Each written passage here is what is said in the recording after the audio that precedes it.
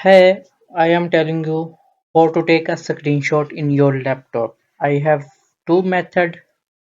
First method is that press window button on your keyboard, laptop keyboard and search in snapping tool as here is a first click here press new and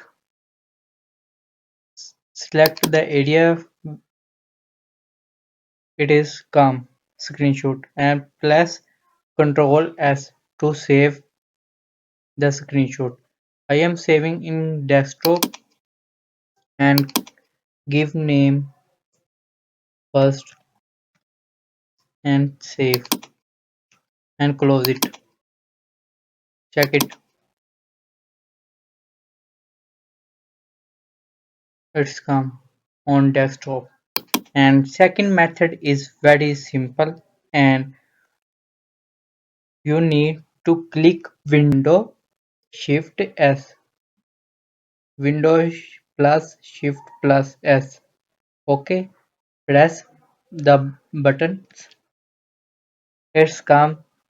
Select the area which you need to screenshot and then here come so you can copy it and if you need to save then press press Ctrl S and that tab.